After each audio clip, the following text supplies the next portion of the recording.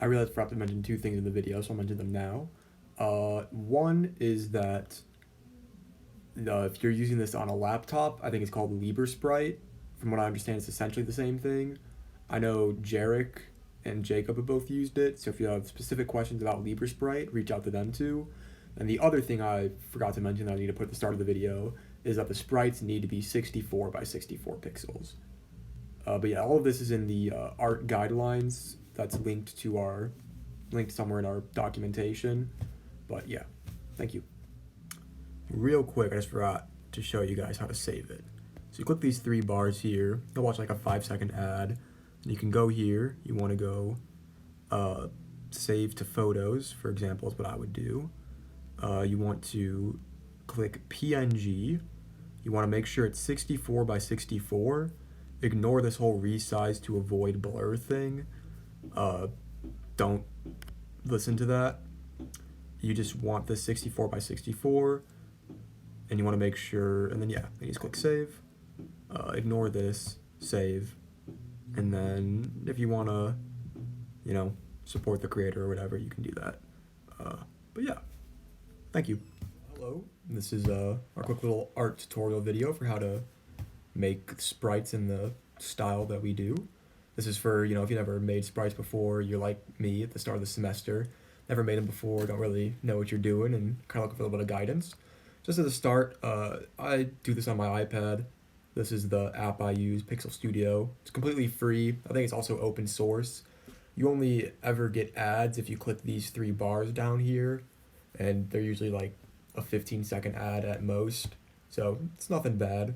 But yeah, so these are the 4 sprites I've created thus far. I have not made one in a while, so I was kind of playing around making the beginnings of one just to kind of refresh myself with the tools and the program and whatnot. But yeah, essentially, I'm just going to show you how I make sprites as someone who is completely inexperienced with it. Anyways, yeah, let's see. So to begin, again, this is just my little thing to start, but usually at the very start, I like to start with the head. The style we use is we use an 11 by 11 box, so 1, 2, 3, 4, 5, 6, 7, 8, 9, 10, 11, and then 3, 6, 9, 11. Go ahead, close that out. Then we can go ahead and pick a skin tone. I'll just pick this one for this. Go ahead and do that.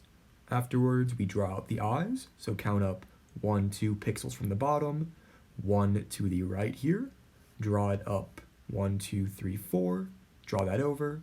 Come over here, and then draw out 1, 2, 3. 1, 2, 3, 4. This kind of gives it the facing to the left, kind of gives a little bit of angling to the drawing. Then we'll go ahead and put in the whites of the eyes. For this drawing, I decided to make them orange and yellow, because I'm kind of going for a little bit of a fire theme here with the orange, yellow, and red. And then if you go down here to this tool, this is kind of like a shader. So you just go ahead and shade them in. If you want a darker shading, you just keep going over and over it. It'll eventually become black, but yeah, but you can also just have the color black, so you don't really need to do that. But yeah, so then shade them in. You can pick an eye color. Let's say we make it green, for example. So I make it green or whatever. And then from there, kind of round out the tops of the head. So this little 3-block shape, go ahead and cut that out. Color pick to black, click 1, 2, 1, 2. And then now you kind of have like that circular head shape that we go for. And then from there, usually the next step I do is I make the hair. For example, like for making this hair, literally all I did was, I was just like, all right, I want this guy to have spiky hair. So let me just go like, and then from there, I just kind of like, I was like, all right, let's try extending this a bit. Let's try making a third piece there. Let's kind of rein this in, maybe angle it a little more, that way kind of like fitting with our angling theme of stuff facing to the left, so kind of stick with that. And then eventually that brought me to this hair shape I have here. From there, I looked at the past characters I made. I saw we have 2 black hair characters, 1 brown hair character, a blonde character, and I thought, hey, I haven't made a red-haired character yet. So let's go ahead and do that. So I went to here to the auto-made colors. I selected red. I then went down here, created 2 new red colors that were a little bit darker so I could add some texture and shading to them. Colored in the hair as fully red. And then from there, I was like, all right, let's take the dark red, kind of trace the bottom of that to give it sort of a distinction from the rest of the head. And then I decided to connect it to each of the sort of spines of the spikiness. I then used the mildly darker red to just kind of add some texture to the hair. And that's how the hair was made. And then from there, I decided to add some texture to the skin by taking a slightly darker coloration of the skin, similar to before. Click down here, brought this around to make a new color, and then used that. But yeah, essentially then, I usually, if you look at the details on these, I always like to put just some there and there, because I think that really helps with the coloration stuff. But other than that, because this guy's face is kind of empty, I decided to just put it more. Also because I feel like, I don't know, freckles, I don't think any of the characters really have freckles yet, and this kind of gives off a little bit of a freckled appearance if you zoom out. I noticed while I was, kind of refreshing myself with the app and using this is that I feel like the hair is raised too far up. And so the reason I decided to start the video here is that this is a little bit more of an advanced thing, is that I don't have to go ahead and restart the whole hair thing. I can go down here to the magic wand and it'll auto select things of a color. So I'll just go through and click all the different little color pieces that I want to move. So let me grab all of this. And so for example, I could not grab the black outline because that would grab the entire black outline. Okay, so I'll grab the black outline too. And then as you can see, I have this little menu down here. I'm going to click on the move. And this will just let me move his hair down. Oh, this had also captured the eyebrow. This will just let me move his hair down to a point where I can kind of be like, oh, I like where it is. So then I'll go ahead and click off. I'll come over here and the shape of the face got a little bit destroyed, but no worries. We'll go ahead and remake the whites of the eyes, remake the eyebrow line, re-grab that orange bit there, and then reshade in the eye. And then yeah, now we have the hair brought down a bit. But I kind of don't like this little area over here. I don't know why, that's just kind of bugging me the way the hair fits into the eyebrow. So I'll just go ahead and click the back tool to move back a little bit. Move back to this point here.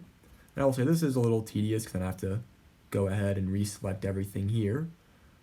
But, so yeah, so give me a second while I do that. And also, if anything takes me too long, I'll end up just cutting it from the video to help save you guys some time. But yeah, last time I moved it 1, 2, and that was too far, so let's try just the 1 this time. And then now let's go ahead and same thing. Moved it down a little bit, so gotta fix that. Gotta fix this part here. Let's go ahead and fill in the whites of the eyes. Let's go ahead and move that like that. Bada bing, bada boom. Put you color pick orange, pencil, shader. We're all good there now. And yeah, I like this better. I think he looks like his forehead's not as comically huge. For example, that I really like this, but I kind of want to play with it. What I would recommend is you go up here, you click this new frame thing at the very top. As you can see, a new frame has appeared. And then I want to go ahead and actually delete that because I did the wrong thing. I want to go to the settings up in the corner here. I want to click copy paste frame. So now I have this frame saved as something that I would say is good. But let's say I want to try something new. Let's say I want to go in here and I want to say, hey, what would he look like if he actually had blue skin? So I'll go ahead and, give him blue skin. Let's go ahead down here and let's get a little bit of a darker thing. Let's grab that and then, yeah, let's color in the freckles to match this new darker skin tone or this new blue skin tone. And now I'm like, oh, look, I have a blue skinned character. Do I like this better? Not really. So then, instead of having to go all the way back and be like, oh man, I gotta go back and undo all of that, I can just go up here, I can delete the frame, and then bada boom, I have my work saved. Now I'm gonna explain these little lines on the side. So the 2 tinier lines at the top and at the bottom, those are hard set. The sprite cannot go past that because otherwise it won't fit on the board. But this little middle line here is kind of the rough ball estimate of where a mid-sized character should be. So for example, this should be the top of the sprite. So I'm going to go ahead and take my little thing here. Nothing is going to be higher than the hair, so I will go ahead and move the sprite down to there, and I now have the top boundary of my sprite. So everything else I make needs to fit into this sort of area here, which I'm now realizing, or sorry, this sort of area here, which I'm now realizing means I'm going to have a very condensed body, but who knows, that might actually fit to the betterment of the sprite. To make the body, the next part I like to do is kind of make this neck area here. So usually if you kind of look at the pattern, I like to take, it's a 5x4 initially, that can be changed depending on the sprite's thing, but to go ahead and start, what I would do is I would take you and do that, I would take this color and do that, and then I would go ahead and do this, take the shading tool, shade in those 5, shade in these 2, and that kind of gives a little bit of like a neck feel / vibe to it. And then from there, I'll go over to here, and now we have kind of the imperial theme of white, blue, and orange as display. The blue and orange displayed on the flag, but the white kind of displayed in the uniforms. And if you look at these uniforms, what I like to do is kind of give them some sort of a signifier. So like the flag bearer's uniform has like this kind of dark stripe going across it. Or if you zoom out, you can see like, oh, there's a dark stripe. The Plasmagic Ranger has this kind of like eye zipper thing to it. The Imperial Spearman has kind of like a, I don't know, so for him, let's say what would be a cool shape. I don't think we've done a plus yet, let's do a plus. So I'll go ahead and I will outline a body. So let's see, let's get our little black outline. Usually the bodies tend to be 1, 2, 3, 4, 5, 6, 7, 8, 9. Let's see, that fit for 1, 2, 1, 2, 3, 4, 5, 6, 7, 8. All right, you were 8. 1, 2, 3, 4, 5, 6, 7, 8, 9. And 1, 2, 3, 4, 5, 6, 7, 8, 9. All right, so usually it's about 9. It's about 9 with 2 being to the, oh, here's the bad example, with 2 being to the left and the rest of them being the other direction. So let's go ahead and 1, 2, and then 6, 7, 8, 9. So we have our body shape now, or our body width, I should say. Let's see, how long do we make them usually? You are 1, 2, 3, 4, 5, 6, 7, 8. You are 1, 2, 3, 4, 5, 6, 7 before the neck begins. You are 1, 2, 3, 4, 5, 6. And you are 1, 2, 3, 4, 5, 6. Alright, so let's try giving you 7. So the neck begins here, so we have 1, 2, 3, 4, 5, 6, 7. So let's erase this last line here. Let's go ahead and finish that little box shape. And so yeah, so now we have the shape, or the length and width of the torso. And then now for the legs, let's go ahead and mark that the legs are going to be here. The legs, I don't have a lot of variation with those. I don't know, they're just the same shape essentially. So what I'm going to do is, am I just going to straight up copy it? For the sake of time in this video, I'll just straight up copy it. But essentially, you just make the legs. It's not, well, the legs aren't too crazy to make. You just get some black and gray coloration for the imperial theme, or you could do any coloration. We're not gonna reject you and be like, oh, this is the wrong shade of black or something. The only thing we will ask for is that you kind of stay with the color scheme of the Imperium, which is like the blue and orange, and like a little bit of like white and black mixed in there. But if you want to put some purple, you want to put some red, go ahead. Just make sure there's like at least either a blue or an orange to kind of have that unifying theme for it.